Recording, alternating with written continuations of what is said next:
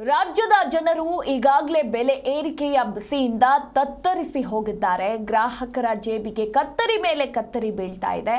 ಈಗ ಮತ್ತೊಂದು ಶಾಕ್ ಎದುರಾಗಿರುವಂಥದ್ದು. ಬೆಲೆ ಏರಿಕೆಯಿಂದ ಬಳಲಿ ಬೆಂಡಾದ ಕರುನಾಡು ಇನ್ನು ಗಾಯದ ಮೇಲೆ ಬರೆ ನೀಡೋದಕ್ಕೆ ರಾಜ್ಯ ಸರ್ಕಾರ ಸಿದ್ಧಗೊಂಡಿದೆ. ತೈಲ ಆಯಿತು, ಸಾರಿಗೆ ಆಯಿತು, ಹಾಲಿನ ಬೆಲೆ ಬಳಿಕ ಈಗ ಜನರಿಗೆ ಮತ್ತೊಮ್ಮೆ ರಾಜ್ಯ ಸರ್ಕಾರ ಶಾಕ್ ಅನ್ನ ಕೊಡ್ತಾ ಇದೆ. ಶಾಲಾ ಮಕ್ಕಳ ಪುಸ್ತಕ ಬೆಲೆ ಹೆಚ್ಚಳಕ್ಕೆ ಸರ್ಕಾರ ಚಿಂತನೆ ನಡೆಸ್ತಾ ಇದೆ. ಖಾಸಗಿ ಶಾಲೆಗೆ ಪೂರೈಕೆ ಮಾಡುವ ಪುಸ್ತಕ ಬೆಲೆ ಹೆಚ್ಚಳದ ಕುರಿತು ಈಗ ಚಿಂತನೆಗಳು ನಡೀತಾ ಇರುವಂಥದ್ದು. 15% ಪುಸ್ತಕಗಳ ಮೇಲೆ ಬೆಲೆ ಏರಿಕೆಗೆ ಈಗ ಮಾತುಕತೆ ನಡೀತಾ ಇದೆ. 2025-26ನೇ ಸಾಲಿನ ಶೈಕ್ಷಣಿಕ ಪುಸ್ತಕಗಳ ಬೆಲೆ ಏರಿಕೆಗೆ ಈಗ ಸರ್ಕಾರ ತೀರ್ಮಾನ ಮಾಡ್ತಾ ಇದೆಯಂತೆ. ಈ ಮೂಲಕ ಗಾಯದ ಮೇಲೆ ಬರೆಯನ್ನ ನೀಡೋದಕ್ಕೆ ರಾಜ್ಯ ಸರ್ಕಾರ ಸಿದ್ಧಗೊಂಡಿದೆ. ಈಗಾಗಲೇ ಇತ್ತೀಚಿನ ದಿನಗಳಲ್ಲಿ ಗಮನಿಸಬಹುದು, ರಾಜ್ಯದ ಜನರು ಬೆಲೆ ಏರಿಕೆಯಿಂದ ತತ್ತರಿಸಿ ಹೋಗಿದ್ದಾರೆ.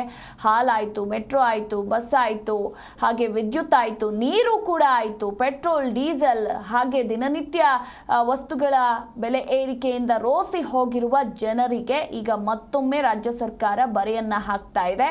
ಈಗ ಪುಸ್ತಕ ಹೆಚ್ಚಳಕ್ಕೆ ಅಂದ್ರೆ ಪುಸ್ತಕ ಬೆಲೆ ಹೆಚ್ಚಳಕ್ಕೂ ಕೂಡ ಮುಂದಾಗಿರುವಂಥದ್ದು. ಖಾಸಗಿ ಶಾಲೆಗಳಿಂದ ಶಿಕ್ಷಣ ಇಲಾಖೆ ವಿರುದ್ಧ ಈಗ ಆಕ್ರೋಶ ಕೂಡ ವ್ಯಕ್ತವಾಗ್ತಾ ಇದೆ. ಶಾಲೆಯ ಮಕ್ಕಳ ಪುಸ್ತಕಗಳ ಬೆಲೆ ಏರಿಕೆಗೆ ಈಗ ಖಾಸಗಿ ಶಾಲೆಗಳು ಖಂಡನೆಯನ್ನ ಕೂಡ ವ್ಯಕ್ತಪಡಿಸಿವೆ.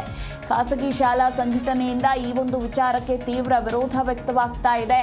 ಕೃಪಾ ಸಂಘಟನೆಯಿಂದ ಶಿಕ್ಷಣ ಇಲಾಖೆಗೆ ಎಚ್ಚರಿಕೆಯನ್ನ ಕೂಡ ನೀಡಲಾಗಿದೆ. 15% ದರ ಏರಿಕೆ ಮಾಡಿರೋದು ಸರಿ ಅಲ್ಲ. ಈ ಒಂದು ಆದೇಶವನ್ನ ಕೂಡಲೇ ವಾಪಸ್ ಪಡೆಯುವಂತೆ ಆಗ್ರಹಿಸಲಾಗಿದೆ. ಅಂದ್ರೆ ಈಗಾಗಲೇ ಆದೇಶ ಕೂಡ ಹೊರಡಿಸಲಾಗಿದ್ದು, ಈ ಒಂದು ಆದೇಶ ಈ ಕೂಡಲೇ ವಾಪಸ್ ಪಡಿಬೇಕು ಅಂತ ಖಾಸಗಿ ಶಾಲೆ ಆಕ್ರೋಶವನ್ನ ವ್ಯಕ್ತಪಡಿಸುತ್ತಿದೆ. ಪುಸ್ತಕಗಳನ್ನು 2025-26ನೇ ಶೈಕ್ಷಣಿಕ ವರ್ಷಕ್ಕೆ 10% ಜಾಸ್ತಿ ಮಾಡಿದ್ದಾರೆ ಅನ್ನೋ ಮಾಹಿತಿಯನ್ನು ಇಲಾಖೆಯಿಂದ ಆದೇಶ ಹೊರಡಿಸಿದ್ದಾರೆ.